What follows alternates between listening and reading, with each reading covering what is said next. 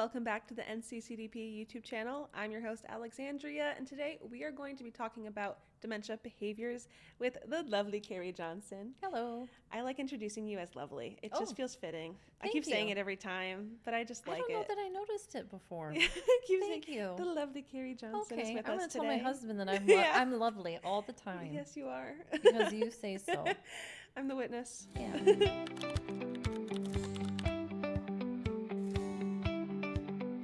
To get right into it, what is dementia behaviors? I don't know. You tell me. Nothing then, because I don't know. Exactly. In the healthcare industry, dementia behavior or behaviors is typically considered, I guess, agitation, striking out, yelling, being difficult, being combative, but it doesn't really make sense. Imagine if I was taking care of someone and then a new person came and I said, oh, well, they're having behaviors today. What has that told them as to how to help that person? Absolutely nothing. What does that mean? They're gonna assume that they need to, be firm maybe, and because this person is gonna get angry, so I'm gonna be firm with this person, and then you actually make them upset, and now you've ruined an opportunity for joy. And I think I mentioned this in one of our other segments. If a family member called and said, "Well, how's mom or dad doing today?" Oh, they're having behaviors. So then they think, well, we don't want to visit if they're having behaviors. Well, maybe they were crying, and that would have been a good day. You've missed an opportunity. So dementia behaviors are, I divorced that term. We were separated for a while, and now we've fully divorced because I don't like it. It's, we don't say cancer behaviors. We don't say wife behaviors. If my husband's cousin calls and says, how's Kari today? Well, she's having behaviors. Some wife behaviors. Yeah, that wouldn't go over well. No. With any other condition, we don't, stroke behaviors. What's that? So I just think that we have to identify what is it? Yeah. I feel like because of how vague it sounds, it naturally comes off as a negative thing. It does. And then it deters people. It's a label, and it's part of the stigmatization of dementia. Well, they have dementia behaviors. So really that could be anything. Yeah, and the thing is they may only have been upset for 1 week because potentially they had a urinary tract infection, were in a lot of pain and are agitated just like we would be with a UTI. And then people start saying, well, this one has behaviors. When they were sick, we don't feel good. We're not happy when we're sick. We expect so much from them. So how does this vague term impact the way that they're cared for? There's a lost opportunity to improve comfort and meet needs. They're demonstrating a particular behavior because there's an unmet need. That's something in this industry that's commonly said, what they're feeling and expressing. And that's the thing, agitation, anger, those are based on internal feelings or something externally. And I've mentioned that a couple of different times. But the behavior is related to a feeling. So it affects them in the sense that they need something. They're indicating that there's a need, and we're not addressing it. We're just thinking they're angry just because they just want to, or that's just what happens with dementia. So whatever that person needed, and if you think about your own parents, if I think about my own father, if he was in pain, I wouldn't want someone to assume that he was just being nasty for no reason. I want someone to help him. So because there's, some people who may think like, oh, this is just a symptom of dementia. They're just being angry because that's part. Is there anything that would point to that actually being how dementia works, of like, oh, a symptom is you naturally feel this random emotions, or is that an actual thing, or is that just a misconception and really they are feeling agitated or angry about something? Yeah. There is a reason. Yeah, agitation is very common. Anxiety is very common because of the sensory processing difficulties, not understanding what's going on. Why is this person touching me? That hurts. Not understanding the space that they're in. When you think about, say, for instance, someone that's in the hospital and they're expected to eat in bed, that is confusing for someone for that generation especially. Yeah. They didn't order DoorDash and Netflix and chill. And so context, environmental cues are hugely important. When you think of in an environment like a nursing home and you're eating with 30 strangers, they're like, is this a hospital? Is this a home? Why am I eating with 30 strangers? If you decorate it like a restaurant, intake improves. If people can tell, have that context, understand. Did that answer your question? Yes, but also I'm just going to ask, you did, but I also want to ask a further question. If someone with dementia is having any type of emotion really, but showing a stronger emotion, is it always, or is it ever just because, or is it usually there's a reason? There's a reason. Even if you don't fully understand it yet, or you don't know why they're acting this way or have these emotions, it is for a reason. Yeah. Does that make sense? Yeah. It's a reaction. It's a reaction to something, internally or externally, whatever that may be. Confusion about where they are, pain, fear, sadness, guilt. It's reaction to something for sure. How have you treated agitation in the past, or how do you go about improving the situation or helping? I think one of the first ways is to try and assess what level of agitation there is, and there's different scales out there that can do that. Or you can do that with, just observation if you know that person quite well. Like if they're in the home environment and they're starting to pace, that may be a cue that typically occurs when they're agitated. Trying to get them out of that would be, providing comfort. So it may be going to the bathroom, seeing if that's, what the issue is. Trying to assess whether there's pain there, redirecting, maybe holding their hand and going for a walk. Maybe they were lonely.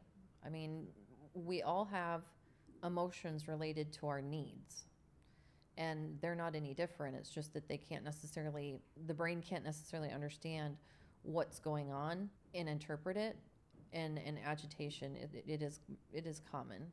I mean, when you think about not knowing where you are, who's around you, they're touching you, and that can be your family members. Yeah. You may not recognize your family members, so they can be strangers as well.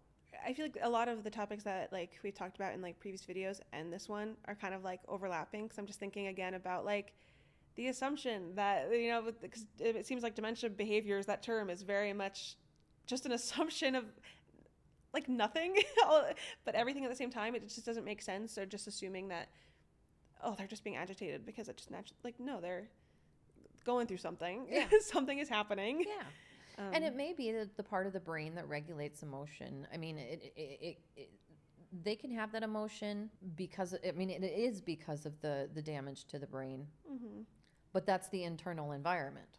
So it's a reaction to whatever's going on in the internal environment. It's complex. And I have to say that it's still often used. And, there's other terms out there. I myself try and utilize maybe dementia-related behaviors or reactions, responses, feelings. What are they feeling?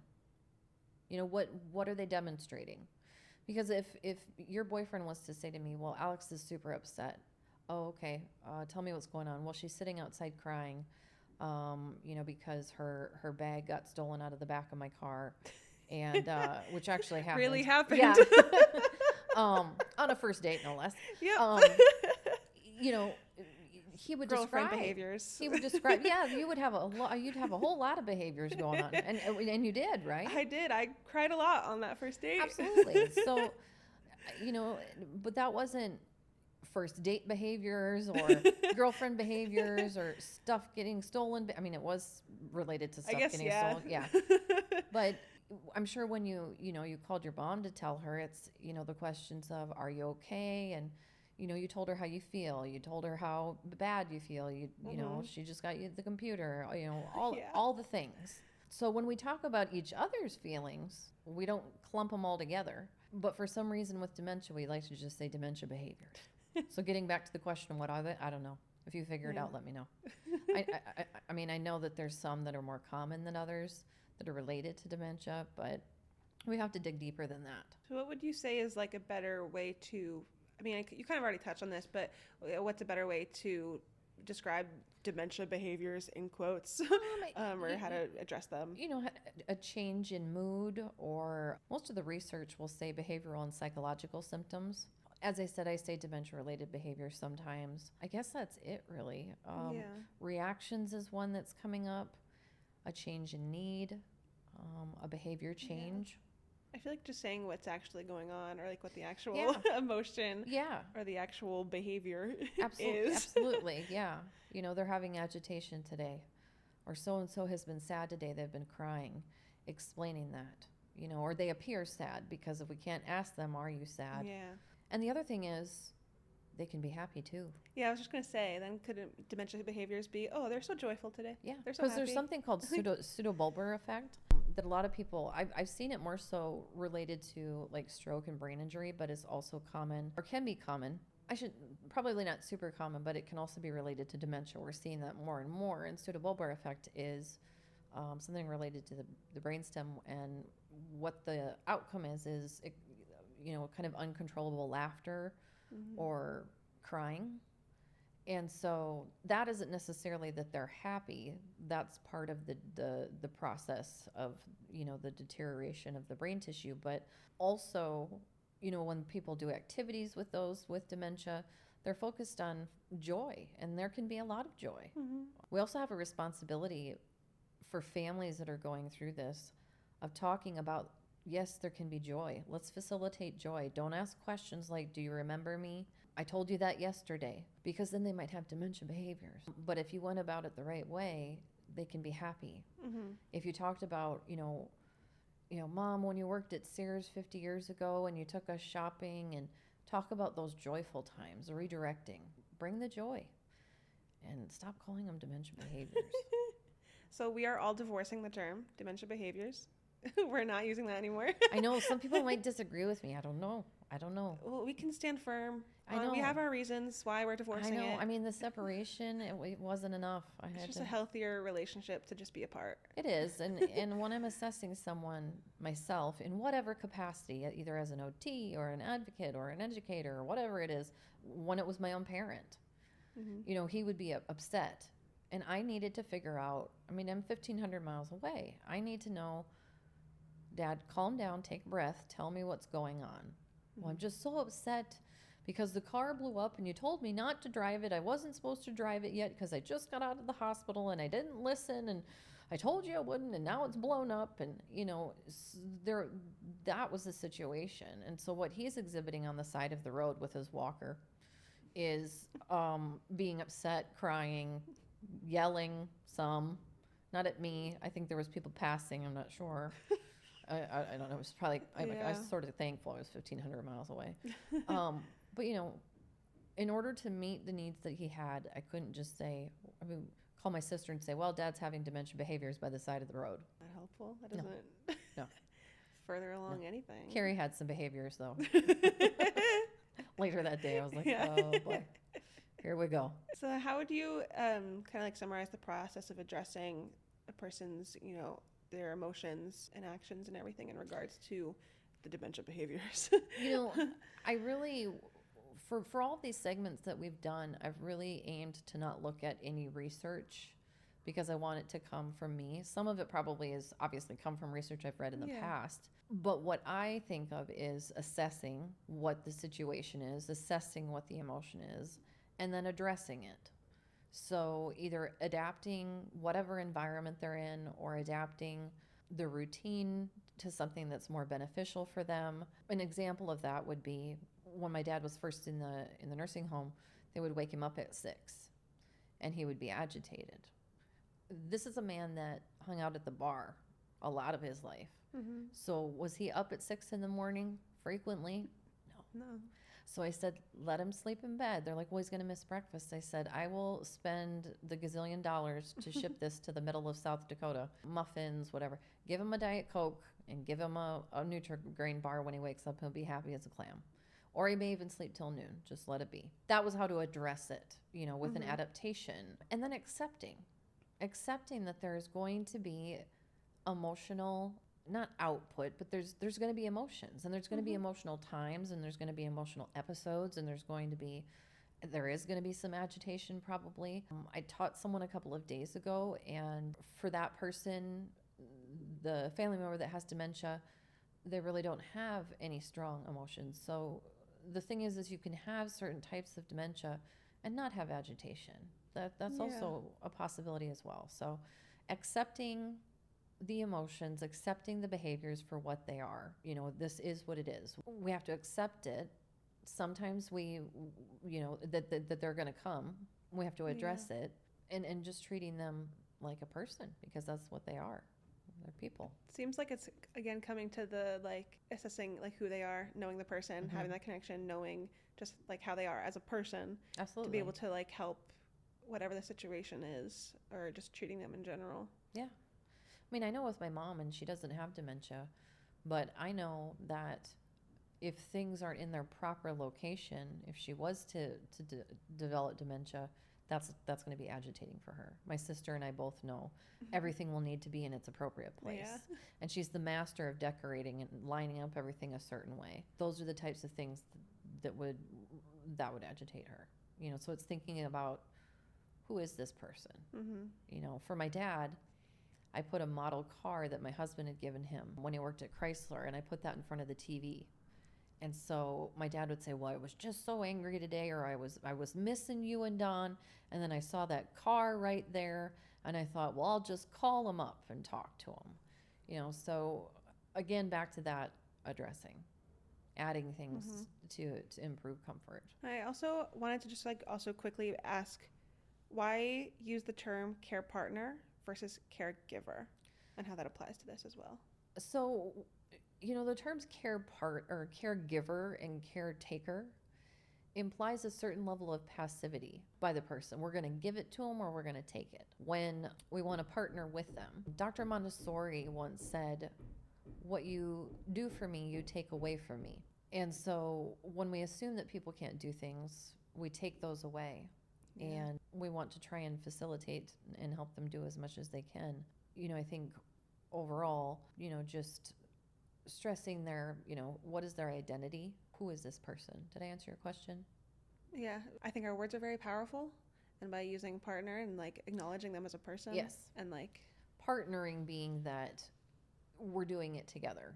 Instead of giving or taking away. Yeah, giving or taking away. Because one of the things that happens is when the person is unable to do certain components of a task, then a caregiver does it in the way that they wanted to do it, to get it done the quickest, the way that they prefer, what makes the most sense to them. And that can be agitating for someone, because I've always put my socks on before my pants, because I don't like my toenails to catch on anything in my pants. I'm not saying that me specifically, but that may be someone else. And now this person's helping me dress, and they're putting my pants on, and it doesn't feel good on my toenails. I had that one ingrown toenail and it hurt, you know, all of that. And so when we do caregiving, we take over things and then we do it our way. So if you're care partnering, even if they are to the stage where they can't do it themselves, doing it in the routine, doing it in the same way as they have always done it is going to help in terms of their level of comfort, emotional, physical, etc. I think that also, with how you described a caregiver, caretaker, and just being like, this is the way I do it, this is how we're going to go about it, can also cause the ADL tug of war in certain situations. It does, absolutely. Yeah. That is where the ADL tug of war comes from.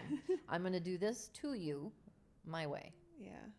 Rather than I'm going to assist you to do it your way.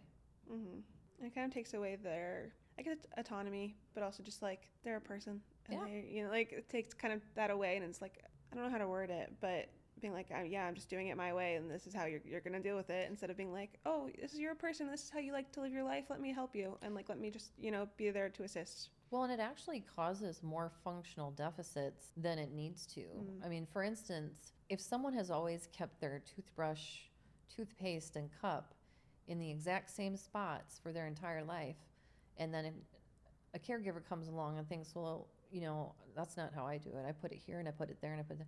And then the person with dementia is coming up to do a routine that's locked into long-term memory, and they can't initiate it because things aren't where they're used to them being. I mean, it's as simple as that. Yeah. You've taken over, and this is their routine, and they're still able to do it when it's set up in the way that is familiar to them. So it actually helps to impair function even further, that giving and taking.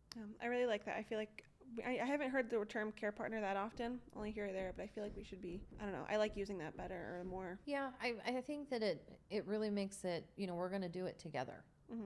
We're a team. It's not just I'm doing this to you. It's we're doing this together. Right.